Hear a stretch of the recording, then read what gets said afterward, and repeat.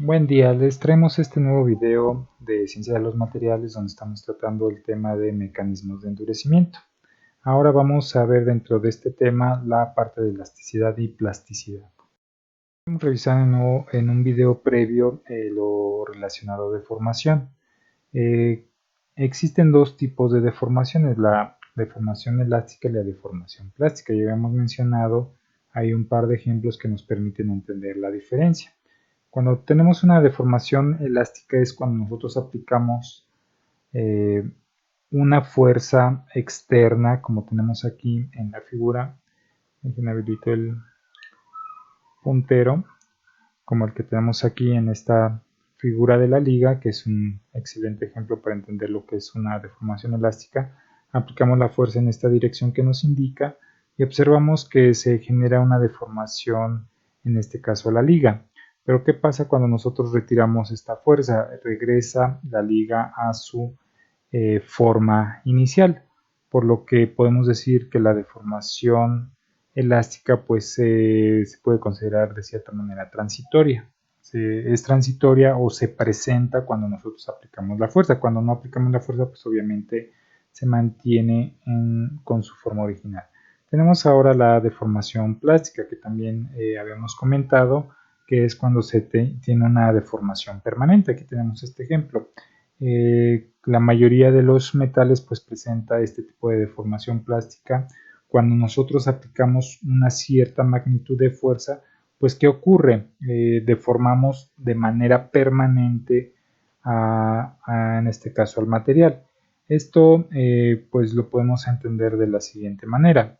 Nosotros cuando tenemos una deformación transitoria, como lo habíamos comentado, es una deformación elástica, y cuando tenemos una deformación permanente, decimos que es una deformación plástica. Yo creo que es muy clara aquí la diferencia entre un tipo de deformación y otra. Bien, aquí tenemos algunos ejemplos ya prácticos o que son utilizados en la vida diaria de materiales que presentan esta propiedad de elasticidad. Aquí observamos pues esta parte, voy a habilitar nuevamente el puntero. Tenemos la presencia de unos resortes. Obviamente estos resortes pues, son los que se utilizan en el sistema de suspensión de un vehículo. ¿Qué observamos cuando nosotros aplicamos ya sea una fuerza de compresión o tensión a este tipo de elemento? Pues vemos que se estira o se contrae, pero cuando retiramos esa fuerza externa que estamos aplicando, pues ¿qué ocurre? Regresa a su forma original este resorte. Obviamente por el uso pues continuo pues llega a presentar cierta fatiga que hace que se vaya perdiendo esa propiedad de elasticidad, pero cuando son nuevos los resortes pues lo presenta sin ningún problema. Tenemos aquí también el caso de estos recipientes que son moldes para galletas que son fabricados a partir de siliconas, que es un tipo de polímero. Este tipo de moldes yo creo que en algún momento lo han visto por ahí en casa o fuera, que nosotros los apachurramos y son muy suaves y flexibles, pero al momento de dejar de comprimir este tipo de material, pues regresa a su forma original. También presenta esta propiedad de elasticidad. Tenemos las gomas, también estas gomas son utilizadas ampliamente, en específico en la industria automotriz, pues lo podemos ver también en el sistema de suspensión o en ciertos soportes específicos en alguna parte de un vehículo. ¿Qué ocurre con esto? También aplicamos una fuerza, se deforman, retiramos la fuerza y regresan a su forma original. Pero, como lo comentábamos, llega un momento en que se fatiga tanto el material o ya pasó cierto tiempo, sus propiedades cambian por envejecimiento y pues obviamente va perdiendo esa propiedad de elasticidad. No es permanente, ya depende obviamente del tipo de material y la capacidad de tiempo de vida que presente esta propiedad de elasticidad. Tenemos los muelles que pues son barras con ciertas características, tienen ciertos tratamientos estas barras de un material en específico. ¿Y qué ocurre? También son aplicadas para el sistema de suspensión, principalmente de vehículos pesados, camionetas o vehículos más pesados, y generan cierta deformación. Lo que buscan es mantener siempre la misma forma. Obviamente pues hay excesos muchas veces de esas cargas y va perdiendo también este efecto o esta propiedad de elasticidad, pero también es un claro ejemplo donde se presenta cuando obviamente está el sistema nuevo, cuando está aplicado bajo las condiciones adecuadas, pues presenta sin problema elasticidad. Ahora tenemos el caso de la plasticidad. Obviamente, recordamos elasticidad es una deformación transitoria y la plasticidad pues es una deformación permanente.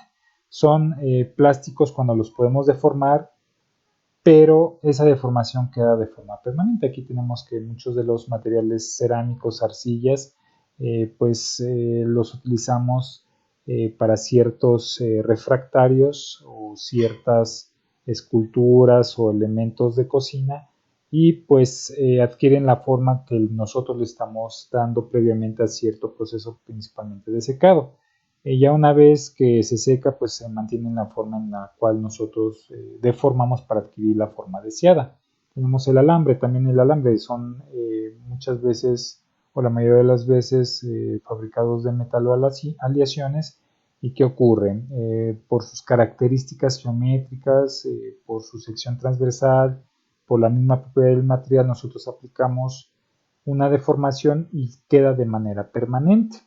Hay materiales que son tratados y materiales de ingeniería, como lo son los que se utilizan para los brackets, que sí mantienen esa memoria mecánica o presentan esa elasticidad que a diferencia de estos que estamos presentando aquí no se, o más bien presentan una deformación transitoria, pero la mayoría de los metales que están fabricados y que adquieren la forma de un alambre son deformables de manera permanente. Tenemos un ejemplo que habíamos ya comentado en algún video previo, que es el de la plastilina. Apachurramos la plastilina y ¿qué ocurre? Presenta una deformación permanente. Aquí tenemos también ya metales con cierta geometría diferente a la del alambre que presenta deformación. En este caso pues depende también mucho del material. Tenemos un aluminio que obviamente se va a comportar diferente a un acero. ¿Qué ocurre con el aluminio? Que por sus características mecánicas que vamos a ver o propiedades mecánicas que vamos a revisar más adelante, pues llega a presentar bajo ciertas condiciones de fuerza aplicada una deformación permanente. Aquí tenemos en este caso la representación de cómo nosotros podemos determinar eh, las ciertas regiones con base al material que estemos utilizando cuando presente plasticidad y cuando presente elasticidad.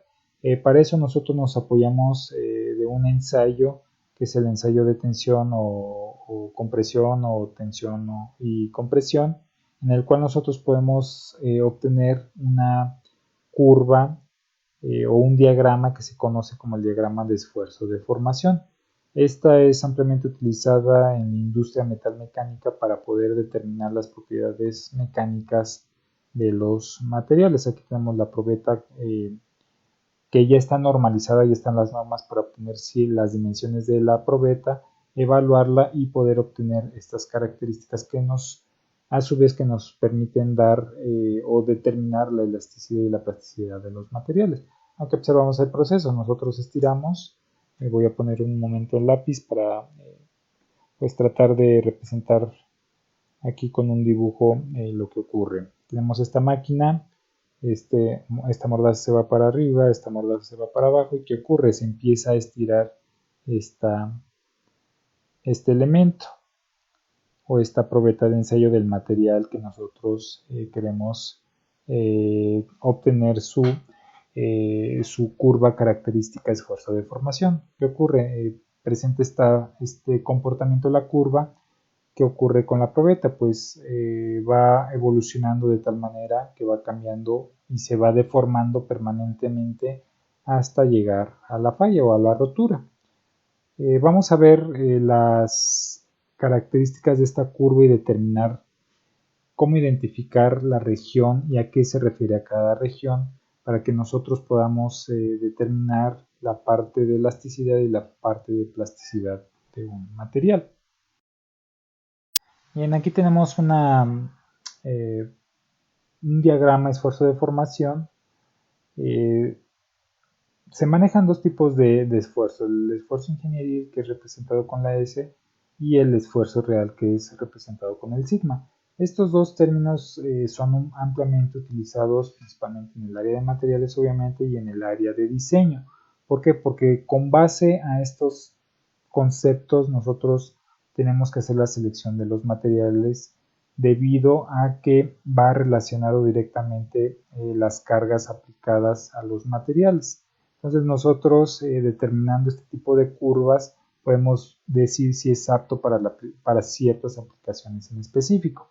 Aquí tenemos la deformación que se puede representar o que se representa la deformación ingenieril con la E, y la deformación real se representa con la letra epsilon, la deformación unitaria. Ahorita vamos a entender un poquito más esto. Esta gráfica nos permite determinar el comportamiento de forma general de nuestro material cuando ya tenemos la probeta y le estamos aplicando al ensayo. ¿Qué ocurre? En esta región nosotros tenemos un comportamiento normal del material, posteriormente se empieza a deformar, cuando llegamos a este punto máximo de esfuerzo, pues ya se empieza a deformar y a generar este cuello en la probeta. Obviamente ya conforme vayamos evolucionando en la prueba, pues va a tender a bajar y vamos a llegar a la falla o a la rotura, que es la que está presente en esta región. Bien, ya habíamos comentado con respecto a este diagrama de esfuerzo de deformación. Vamos a ver aquí las diferentes regiones y cómo identificamos esas regiones. Aquí tenemos en esta parte del diagrama derecho el número 1. Este punto que comprende desde aquí hasta acá, toda esta recta, esta recta, esta recta, decimos que es el límite de proporcionalidad. Es obvio que este límite pues es un comportamiento lineal. Es de una manera pues proporcional como se va comportando. Aplicamos cierta cantidad de esfuerzo y obtenemos cierta cantidad de deformación. Cierta cantidad de esfuerzo y cierta cantidad de deformación. Entonces es proporcional el comportamiento. Entonces, perdón, por eso se conoce como esta región de aquí a acá como el límite de proporcionalidad. En este caso podemos nosotros obtener o decir, perdón, que a partir de esta región nosotros podemos calcular el módulo de elasticidad, que es una propiedad característica de todos los materiales. Vamos a verlo eso más adelante. Bien, pasando este límite lineal, vamos a presentar o se va a generar esta pequeña curvatura. Esta pequeña curvatura la conocemos nosotros como el límite elástico. ¿A qué se refiere con este límite elástico? Que está generándose una transición del material de una deformación estacionaria a una deformación permanente. Vamos a parar aquí un poquito para que quede bien claro esto. Miren, aquí en la zona elástica, ¿qué ocurre? Vamos a suponer que tenemos la liga. Le aplicamos, vamos a poner aquí una flecha, tenemos la liga, nosotros le aplicamos cierta fuerza que va a generar cierto esfuerzo y pues la vamos a deformar siempre y cuando nosotros estemos aplicando de forma constante esta fuerza sin soltarla. Entonces estamos deformando. ¿Y qué ocurre? Si nosotros en nuestro material estamos dentro de esta región, pues no lo vamos a deformar nuestro material de forma permanente. Es lo que ocurre en la liga. Aplicamos, deformamos, retiramos y llegamos nuevamente a la forma original. Entonces volvemos a aplicar la fuerza, volvemos a deformar, pero si no superamos o excedemos la fuerza con respecto a este límite, vamos a estar siempre dentro de esta región, o sea, no se va a deformar permanentemente. Pero ¿qué ocurre con una liga cuando nosotros superamos la fuerza que puede soportar? Pues obviamente va a empezar a comportarse de manera diferente y se va a empezar a presentar una deformación permanente. Antes de llegar a la deformación permanente, pues vamos a pasar por estas regiones que se conoce como límite elástico y esfuerzo de fluencia, que básicamente son las transiciones para llegar a la deformación permanente. Supongo que han visto, regresando a este ejemplo de la liga, cuando aplicamos cierta fuerza y nos pasamos de la fuerza, hay regiones donde se ponen como blancas. Esa región blanca está presentando la región donde se está presentando esta transición. ¿Y qué pasa cuando nosotros generamos esa región blanca en la liga por aplicar más de la fuerza? Antes de que se rompa, pues obviamente la soltamos y ya empieza a generar una cierta deformación permanente porque estamos rebasando sus capacidades. Ya cuando de plano aplicamos una fuerza que es excesiva, pues llegamos a la falla, es cuando ya se truena nuestra liga y podemos decir que ya estamos en esta región. Cuando nosotros empezamos a deformar de manera permanente, nosotros ya empezamos a generar este comportamiento o empezamos a visualizar este comportamiento en nuestro diagrama esfuerzo-deformación. Estas zonas es muy importante que las entendamos porque son aplicadas en diferentes asignaturas relacionadas al área de mecánica. Bien, aquí tenemos con respecto a entender cuando tenemos un material frágil y un material dúctil, cómo se llega a presentar este diagrama de esfuerzo-deformación. Los materiales frágiles pues presentan esto, soportan una alta fuerza que genera un alto esfuerzo, pero la deformación es muy pequeña. Ya cuando nos pasamos de esta deformación pues se va la falla y tiene un muy pequeño margen de deformación, pero un material dúctil aquí es obvio cómo se comporta. Nosotros obviamente pues es menos o soporta menos esfuerzo el material dúctil que el material frágil, pero nos da este margen antes de que se fracture. Entonces le aplicamos carga al material, lo empezamos a deformar de manera permanente, ya se deformó permanentemente y llega a la fractura y no es tan inmediata la fractura como lo es en el material frágil. Aquí podemos ver el ejemplo de un vidrio. Nosotros tenemos una ventana donde obviamente colocamos un vidrio, le aplicamos o viene un viento, una ráfaga de viento muy grande. ¿Y qué ocurre? Supongamos que es de un espesor muy delgado, pues se empieza a curvear muy poco. Se curvea muy poco el vidrio y pues listo, no vemos que no ocurre nada. Pero ¿qué pasa cuando es muy intenso el viento y sobrepasamos este punto que estamos marcando aquí en el diagrama de esfuerzo de deformación? Eso indica que ya se deformó de más, ya no estamos en esta región donde aplicamos carga, retiramos y obtenemos la misma forma, sino que ya estamos pasando a esta pequeña región del material cerámico. ¿A qué se refiere esto? Que vamos a deformar de más, que va a llegar la fractura en nuestra ventana. Pero ¿qué ocurre si en en este vidrio, qué ocurre si en esa ventana ponemos una placa de acrílico? Aplicamos la misma cantidad de viento, obviamente se va a deformar esto. ¿Y qué va a ocurrir? Si nosotros sobrepasamos esto, lo único que va a ocurrir es de que se va a deformar permanentemente, ¿sí? Porque ya estamos llegando a esta región de manera muy rápida. Se va a deformar permanentemente, pero si le seguimos aplicando una alta magnitud de fuerza por parte del viento, ¿qué va a ocurrir? Que va a llegar a la fractura. Pero el material dúctil nos permite, antes de llegar a la fractura, la presencia de una deformación permanente que no lo tiene, en este caso, un cerámico o como lo es el vidrio. Aquí tenemos lo del módulo de elasticidad que se calcula, bueno, aquí dice diferencial de esfuerzo entre diferencial de deformación, pero lo podemos encontrar como el esfuerzo aplicado o el esfuerzo generado sobre el elemento entre la deformación o el esfuerzo real entre la deformación real unitaria, perdón. Bien, aquí tenemos las curvas características para los diferentes materiales. Tenemos el metal, material termoplástico, elastómero, cerámico y observamos que cada material se presenta de manera diferente. Bien, ¿cómo vamos a calcular los esfuerzos? Como le habíamos comentado, tenemos el esfuerzo ingenieril y la deformación ingenieril, que están representadas por estas dos expresiones que tenemos del lado derecho de la diapositiva. Vamos a ver cómo se aplica. Aquí tenemos este ejercicio que es muy sencillo. Dice: convierta los datos de cambio de longitud a la tabla mostrada a esfuerzo y deformación ingenieriles y grafique la curva de esfuerzo-deformación.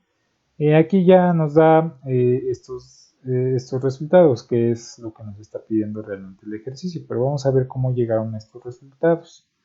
Supongamos que nada más la tabla nos da este dato y este dato. Vamos a calcular el esfuerzo. ¿Cómo calculamos el esfuerzo? Pues decimos que es la fuerza sobre el área de la sección transversal. La fuerza, pues aquí tenemos, cuando es 0, pues obviamente el esfuerzo, la deformación va a ser 0. Pero ¿qué ocurre cuando aplicamos una carga 1000? Pues va a experimentar un cambio o una deformación en la longitud de 0.01. Vamos a suponer que tenemos esta parte. Tenemos esto, una barra circular. Aplicamos la fuerza, tenemos la fuerza de 1000 libras. El área de la sección transversal es donde estamos aplicando nosotros la fuerza, que sería esta sección circular, que sería el área de la sección transversal. ¿Cómo calculamos el área de un círculo? Pues pi por radio al cuadrado. Vamos a ver cuánto nos dice que tiene de radio. Tenemos diámetro, aquí tenemos diámetro de 0.505 pulgadas. Vamos a convertirlo a radio, que nada más es dividir entre 2. Y esto nos daría 0.2525. Bien, llegando a esto, pues ¿qué ocurre con esto? Pues vamos a determinar el área. Sería pi por radio al cuadrado, que sería 0.2525, y esto pues nos va a dar el siguiente resultado. Nos va a dar esto, entonces tenemos que es 0.200, aquí tenemos que es pulgadas cuadradas. Pulgadas cuadradas, tenemos el área, entonces simplemente lo sustituimos. Tenemos que es 1000 la carga que se le está aplicando, 1000 libra, sobre punto, podemos dejarlo, o podemos omitir los dos últimos ceros, 0.2 pulgadas cuadradas. Esto nos va a dar un total de 4992.6 P6 libras. Aquí es importante que revisen las unidades de esfuerzo. Vamos a ponerlo aquí, esfuerzo. Podemos tener newtons sobre metro cuadrado, y esto nos va a dar pascales. Y podemos tener libras sobre pulgada cuadrada, y esto nos va a dar PSI. Esto es importante que lo tengan presente porque son unidades básicas para el área de mecánica. Entonces aquí vamos a tener libras sobre pulgada cuadrada, van a ser PSI. Y observamos si esto está aquí. Aquí ya están presentando de forma redondeada el resultado. Vamos a calcular aquí en esta pequeña parte la deformación. Tenemos que la longitud, aquí no lo indica, la longitud inicial es de 2 pulgadas. Tenemos que la expresión es delta L entre la longitud original. Delta L es la deformación o el cambio de longitud. En este caso tenemos aquí el cambio de longitud en esta columna. Cuando tenemos esto, tenemos este cambio de longitud que es de 0.001, entonces ponemos 0.001 entre 2 pulgadas, y eso nos va a arrojar un valor de 0.0005. Aquí tenemos que esta es pulgada, pulgada entre pulgada. Observamos si la deformación es adimensional, no tiene unidades, entonces tenemos que es 0.0005. Podemos omitir las unidades o las podemos colocar, quedarían así representadas como lo que tenemos aquí, ¿sí? 0.005, y aquí están las unidades, acá están las unidades. Entonces así es como nosotros calculamos el esfuerzo y la deformación. Y recuerden estas expresiones porque son en el área de mecánica de materiales, son ampliamente utilizadas en todos los cálculos que vayan a realizar en este tema de mecánica de materiales, pues es con base al esfuerzo, deformación, ya otros conceptos que se ven involucrados, pues es torsión, deformación por temperatura, flexión, etcétera, etcétera. Pero todos van involucrados a este tipo de conceptos. Solamente aquí para obtener la curva que nos está pidiendo el ejercicio, pues lo metemos en Excel, metemos estos datos, aquí va a ser el esfuerzo, bueno, S o sigma, podemos encontrarlo de las dos maneras, nada más que este es ingenieril y este es el real, y aquí la deformación.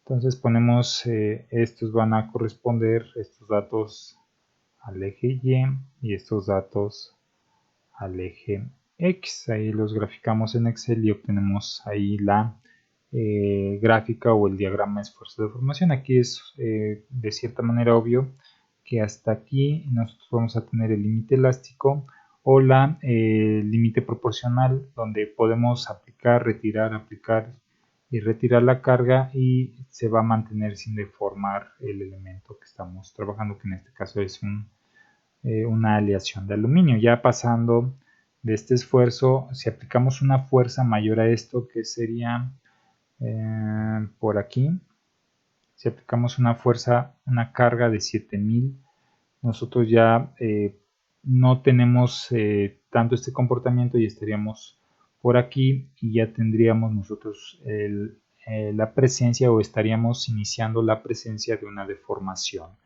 permanente. Y a partir de estas cargas, nosotros obviamente generamos esta región de deformación permanente hasta la fractura que sería en este punto.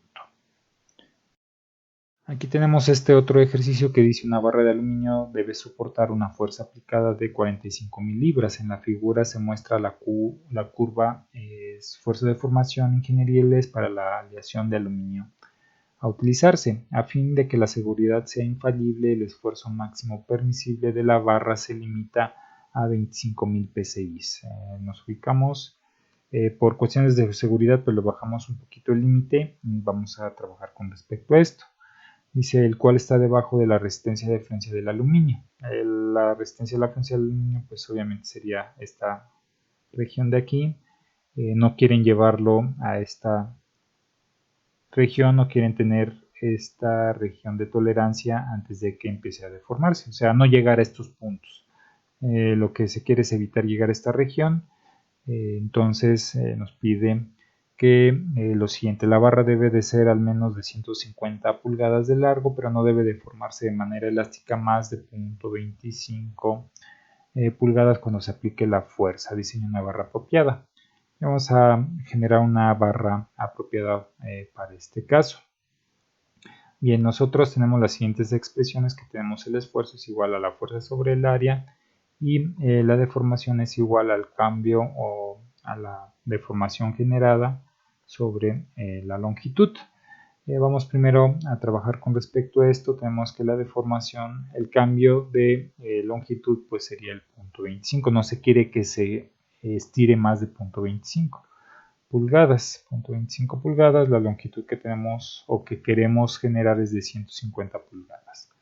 En este caso, pues vamos a obtener un resultado de 1.66 por 10 a la menos 3 pulgada sobre pulgada, o lo que sería lo mismo a 0.001 pulgada sobre pulgada. Este valor vamos a ubicarlo en la tabla o aquí en la curva. Aquí sería punto 1, punto 15, punto 16, ahí más o menos estaríamos por ahí por ese punto. Aquí sería, vamos a considerar punto 0, 0, 16 o punto 0, 0, bueno, sí, punto 0, 16, aquí vamos a ponerle, porque si aquí los decimales son cruciales o nos puede dar un resultado totalmente diferente por no utilizar los decimales correctos. Vamos a suponer que estamos por aquí, que sería aproximadamente 17.000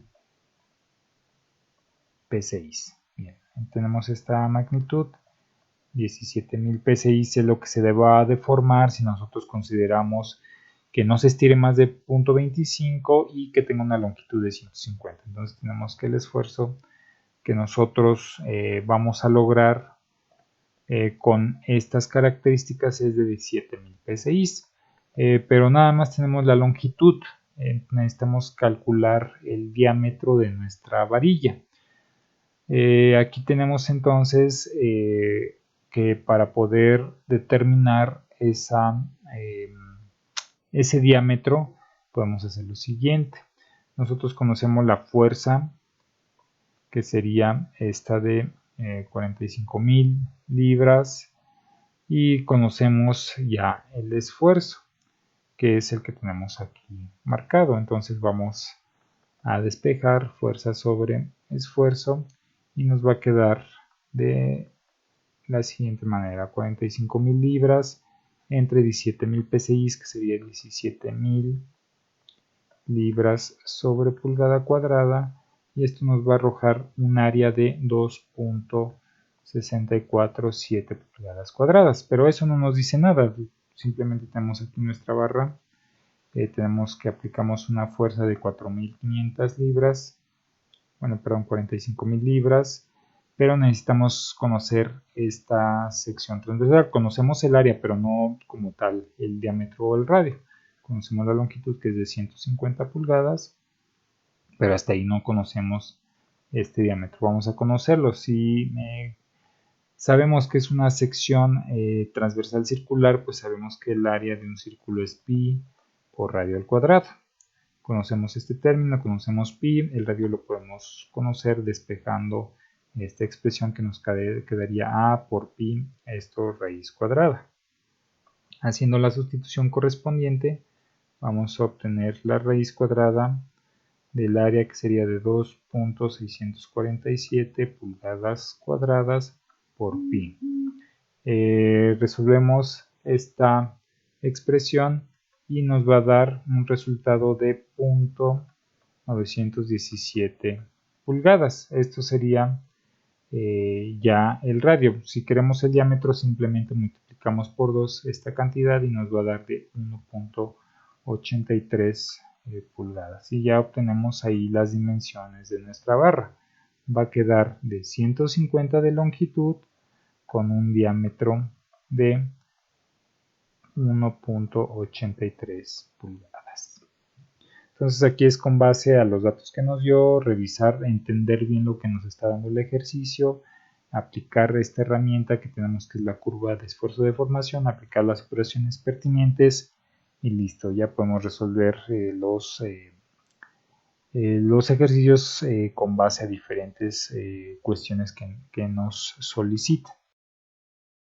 Bien, aquí tenemos algunos casos donde nosotros, o más bien tenemos la tabulación de las magnitudes del esfuerzo de fluencia, o este punto, o hasta dónde llegan los diferentes materiales hasta este punto, o la magnitud a donde llegan estos materiales con respecto a la fluencia. En el caso de los cerámicos, pues tenemos que es alto, como ya lo habíamos visto previamente, pues los cerámicos en la curva esfuerzo de formación, vamos a borrar esto que no se ve bien, y llegamos a tener esto es para material frágil.